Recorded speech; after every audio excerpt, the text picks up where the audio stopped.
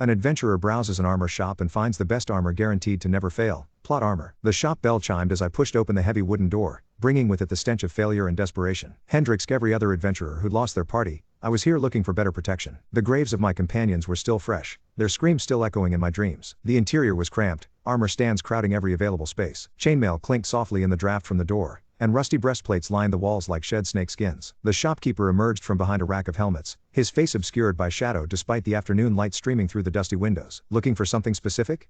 he asked, his voice carrying an accent I couldn't place. "Whatever will keep me alive," I replied, running my hand over a dented shield. "Lost my whole party last week. Dragon cultists." The shopkeeper made a clicking sound with his tongue. "Nasty business, that, but perhaps." He disappeared into the back room, returning moments later with something wrapped in oiled cloth. "This might interest you." The armor he unveiled was unlike anything I'd seen before. It seemed to shift between styles and materials as I looked at it. Plate mail one moment, leather the next, then something that resembled dragon scales. The metal, if it was metal, had an iridescent quality that made my eyes water. "What is it?" "Plot armor," he said simply. "Guaranteed never to fail. The wearer always survives, no matter the odds."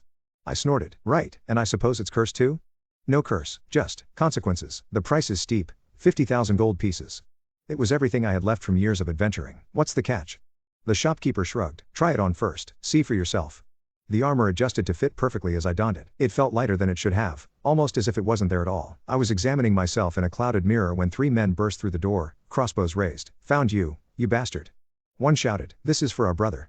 They fired. I didn't even have time to move. 3 bolts should have torn through me, but instead, a shelf collapsed at just the right moment. The bolts embedded themselves in ancient wooden shields as I dove for cover. One attacker tripped over a mace that hadn't been there seconds before, accidentally shooting his companion. The third slipped on suddenly wet floorboards, cracking his head on a stand of armor. In seconds, it was over. 2 dead, 1 unconscious, and I hadn't taken a scratch. The shopkeeper calmly stepped over the bodies. "Satisfied?"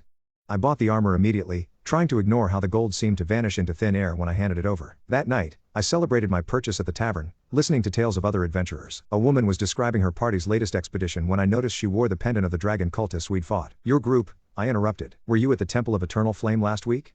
She nodded. "Lost some good people there. Strange thing was, we had them cornered, a party of 5. Then the strangest luck. Kevane killed everyone except their leader, who somehow slipped away."